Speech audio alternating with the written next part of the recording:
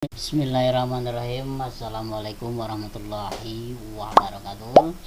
Selamat berjumpa kembali dan selamat datang buat teman-teman yang baru pertama kali menemukan channel Teras Lagu ini.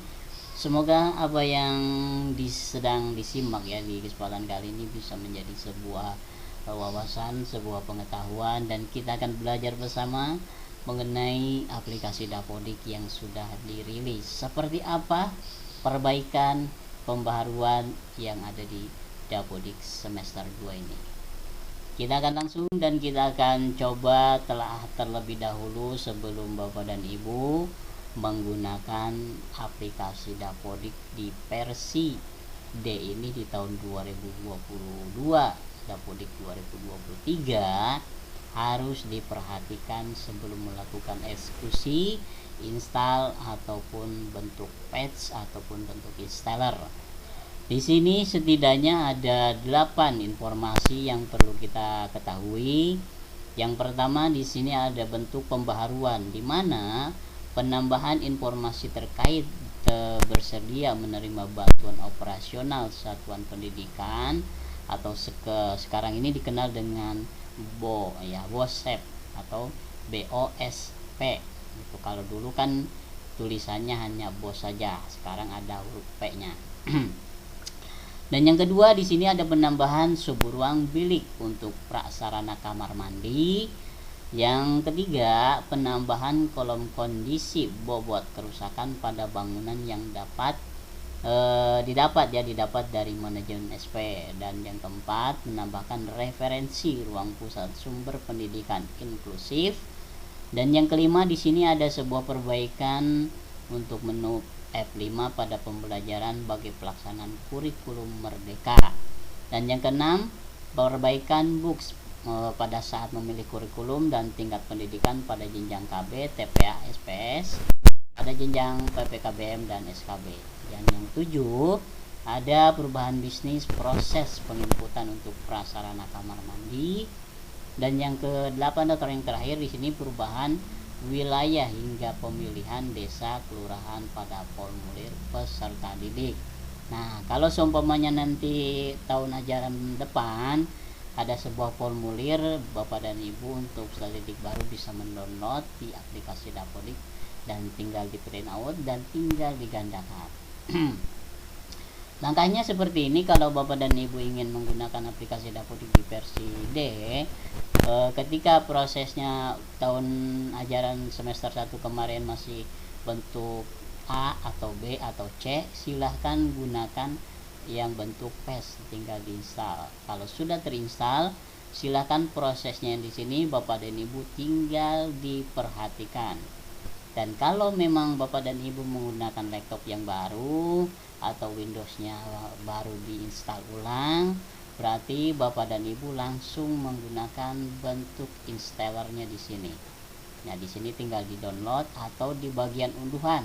Nah, di bagian unduhan di sini sudah disediakan. Kalau memang di sini datanya atau servernya sibuk, berarti Bapak dan Ibu bisa berunduhan di sini.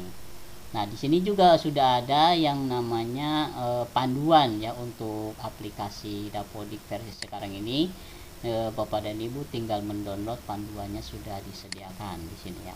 Ini tinggal dipelajari, dipahami dan bagaimana cara memperbaikinya. Baik, kita akan langsung buka aplikasi Dapodik. Dan kalau memang Bapak dan Ibu untuk menggunakan Dapodik sekarang di semester 2 ini baik offline ataupun online, berarti Bapak dan Ibu kalau ingin menggunakan offline harus 2023D. Di sini tinggal dipilih wilayah provinsinya kalau sudah, dan tinggal mendownload atau tinggal mendownloadnya Dapodik installernya yang versi sekarang. Jangan menggunakan versi yang lama. Oke, ini prosesnya seperti ini untuk registrasi. Bapak dan Ibu tinggal masuk di bagian registrasi. Di sini tinggal pilih ya mau online apa offline ya di sini. Kalau online, Bapak dan Ibu unduh profil dan harus meletakkan profilnya ini terlebih dahulu di lokal C ya. Di sini di copy lokal C, masuk di folder Dapodik di sini. ya. Tinggal di sini karena saya sudah melakukan registrasi secara online, silahkan Bapak dan Ibu tinggal dipraktekkan. Dan untuk bagian online sangat mudah dan tidak perlu panjang lebar. Di sini tinggal memasukkan kode koreng, user dan password. Tinggal menggunakan paket data atau menggunakan wifi, tinggal diklik registrasi, tunggu prosesnya kurang lebih 5 detik atau 5 menit itu ya, paling cepat paling 2 detik 2 menit juga sudah selesai, tinggal ditunggu saja. Nah di sini prosesnya tinggal dilakukan oleh Ibu dan Bapak. Di kesempatan kali ini tinggal melakukan yang namanya registrasi 2 pilihan. Kalau sudah, nanti dimasukkan kembali user email yang digunakan dan password yang digunakan ketika registrasi. Kalau sudah tinggal masuk dan Bapak dan Ibu tinggal di save di sini di browser yang digunakan. Oke, di sini saya sudah mengerjakan setengahnya. Setengahnya berarti belum selesai ya. Langkahnya di sini Bapak dan Ibu validasi terlebih dahulu dari Sanpras, peserta didik, GTK, rombel pembelajaran, dan juga nilai referensi. Yang perlu saya garis bawahi di sini terutama untuk warning data invalid di bagian data sekolah. Dan untuk Sanpras, Bapak dan Ibu tinggal melakukan salin data, dan peserta didik juga tinggal salin data. Dan untuk bagian rombel pembelajaran diisi secara manual seperti biasa, seperti semester yang pertama dimasukkan data SK-nya setiap guru yang ada di aplikasi Dapodik ini. Kita masuk di bagian data sekolah. Kalau Bapak dan Ibu di sini ada warning 2, tinggal masuk di bagian data sekolah di sini. Nah, kita tunggu. Untuk yang pertama di sini silahkan diisi data periodik, dan yang kedua di sini Bapak dan Ibu harus diperhatikan sanitasinya di sini yang untuk jumlah keseluruhan tempat cuci tangan dan juga kerusakan cuci tangan, ya, tempat cuci tangan di sini. Untuk bagian ini biasanya di sini ada yang sudah lengkap dan ada yang 0. Nah, bagaimana cara mengatasinya ketika di sini datanya kosong atau 0 dan di sini tidak bisa diisi? Langkahnya di sini Bapak dan Ibu masuk di bagian Sanpras, selalu masuk ke alat. Kita pilih ruangan mana, ruangan kebersihan yang digunakan. Kalau ruangannya banyak, silahkan dicari di mana tempat cuci tangannya yang berada di ruangan. Nah, di sini ya. Ini untuk tempat cuci tangan ini Bapak dan Ibu tinggal masuk di menu aksi. Lalu di sini klik periodik. Nah, di sini kan udah jumlah totalnya ada 1, ini secara otomatis. Dan untuk angka ini Bapak dan Ibu tinggal kasih 0. Ya, lalu disimpan. Kalau sudah disimpan itu nanti secara otomatis akan terisi ya, dan invalidnya akan hilang. Ini yang pertama. Dan yang kedua, ketika data invalidnya di sini kita masuk di bagian data sekolah lagi ya, di paling bawah di sini ada jumlah. Nah, jumlah jamban yang dapat digunakan dan jumlah jamban yang tidak dapat digunakan. Kalau bagian kolom ini yang atas terisi secara otomatis. Nah, kalau yang ini tidak terisi, berarti Bapak dan Ibu harus mengisi. Letaknya di sini. Masuk lagi bagian alat, lalu Bapak dan Ibu cari ya di sini yang bertulisan kloset jongkok. Ya, di sini. Ini kloset jongkok. Kalau di sini Bapak dan Ibu tidak atau belum diperbaiki, tinggal diklik di sini menu aksi, lalu periodik. Nah, di sini ini kalau angka ini di sini sudah terisi dan di sini ada tidak terisi, Bapak dan Ibu tinggal diisi dengan 0.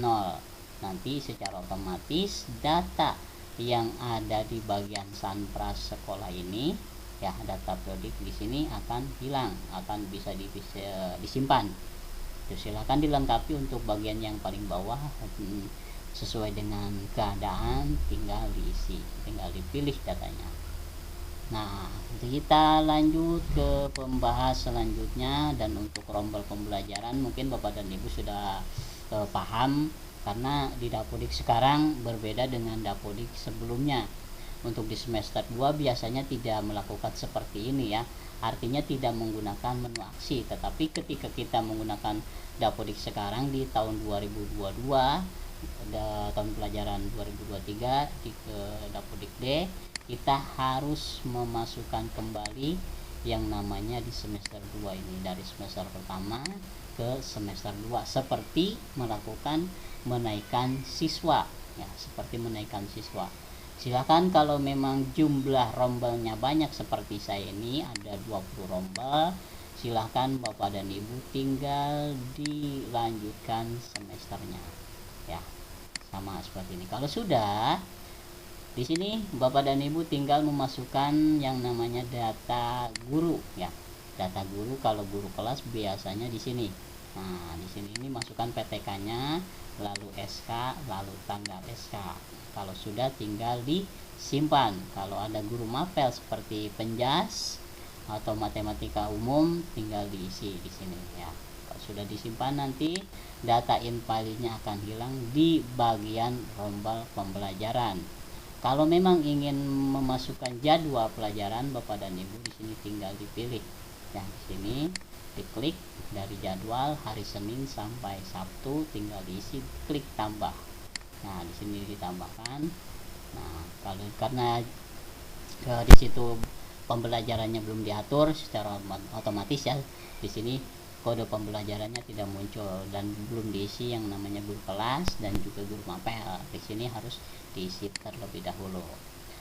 Mungkin ini saja informasi singkatnya, kurang lebih mohon maaf, dan semoga apa yang saya berikan di sini bisa membantu Bapak dan Ibu untuk menyelesaikan aplikasi Dapodik dan bisa sinkronisasi di semester 2 ini. Terima kasih. Assalamualaikum warahmatullahi wabarakatuh.